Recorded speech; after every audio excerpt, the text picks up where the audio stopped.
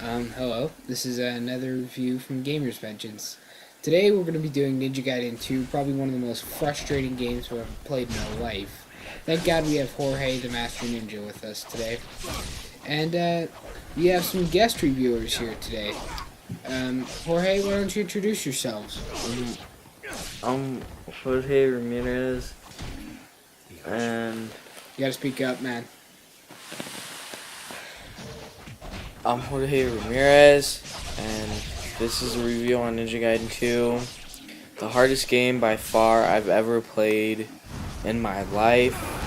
I beat it 3 times on 3 different difficulties, and the difficulty we're doing today, we're doing the review on, is the 3rd hardest difficulty, and it's almost impossible. We couldn't even get past the 4th chapter is how hard it is. Okay, and you? My name is Tyler. Just say your opinion on the game. My opinion on the game was Don't give the score or anything. Just talk about the game. it's really hard. It can get frustrating. Frustrating. Yeah, it can get frustrating, but for some reason it's addicting. It's like very addicting. You don't wanna give up on it. You don't wanna just quit it and continue it like the next day or something. You wanna get it done. Yeah, I would have to agree on that. The only thing, the main problem with this game, and probably the only problem you could really ever point out, but the only problem is the challenge. I mean, there's just so much to like about it, from the art design, the scenery, the graphics, Gameplay. all the brutal executions, but the difficulty drove me batshit crazy. I mean, just fuck. So, yeah, this is an example of one of the first bosses you fight. In fact, I think it is the first boss. Of course, Jorge was just kicking his ass. But, overall, the boss fights are challenging at first, but they can get easier. And this was like the claws.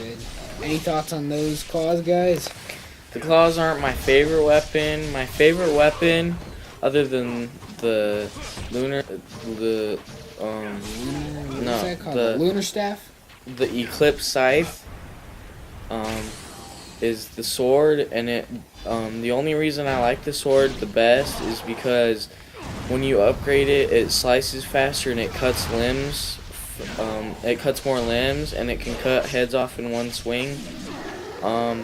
This is another example where you have to fight the boss again from the first level, but he's a lot easier this time.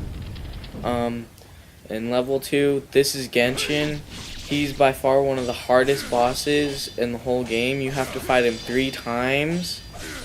Not just this once. You have to fight him in Chapter 8, Chapter 12, and right before you fight the Archfiend in Chapter 13. He pisses me off, and he makes me want to cut myself and dip my cuts in vinegar. Wow. Yeah, well, I actually did not know that you had to fight him 3 times. And this is an example of the ranks you can get. So I believe, what is it? It's Ninja, Weak Ninja, Master Ninja, and Head Ninja. And this is an example of the stylish cutscenes of the game. Any thoughts about the characters here, Tyler? The characters,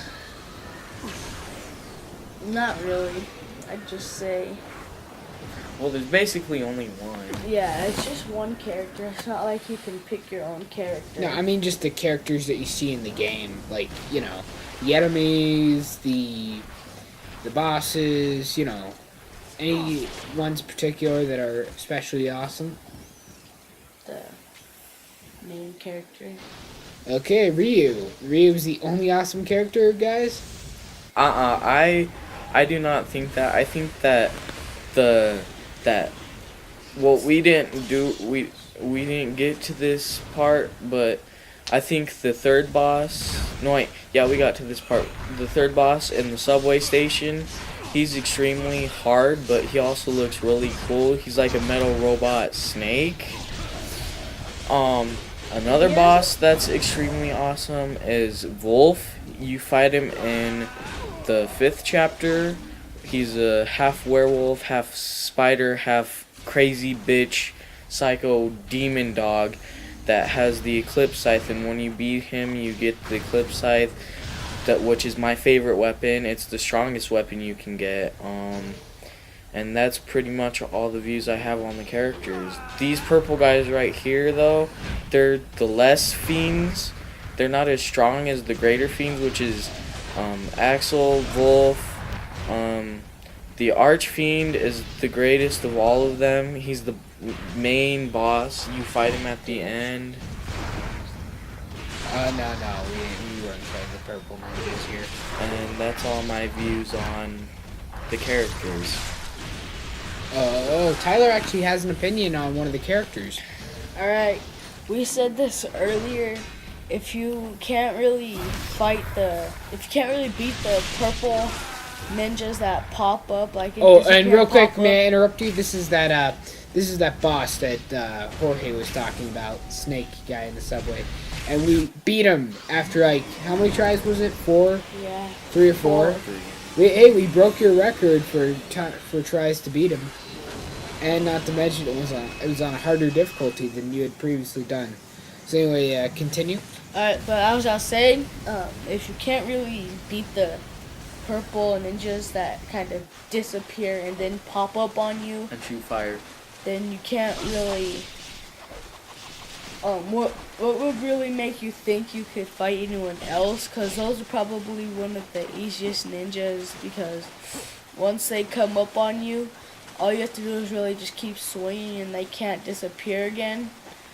Unless you like. And then you like miss. press Y and you know that'll just decapitate them. This is also one of those examples where just a bunch of ninjas gain up on you. You're about to die and we were saying, okay, give me the controller. And then you just happen to kick open this box and look what happened. Your second chance. And thank for God, I somehow just got a second chance. I don't know how. All your health just regenerates from one All box. I did is I just started dipping. Yeah. It kind of helps if you think about it. Okay, define dipping. I'm not sure everybody on YouTube knows what dipping means. I ran. Okay, ran. Interesting term you have there. Me personally, I don't think I've ever heard that. I've heard bomb before, like there's any graffiti tag something. Anyway, saving is also quite an interesting thing. You go to a dragon, or I'm not sure what he does. The dragon statue. Yeah. And then you have okay. No, it's not quite over yet. One thing I'd like to talk about here is the kill moves and just the body counts you'll have in this game. But also, just there isn't really much left to say about this game that hasn't been said. But let's just quickly go over what's bad and good about this game. The challenge is the only thing that would take this off a perfect list. Otherwise, this is one of the best. This is probably one of the best Ninja games ever created. That's one of my opinions.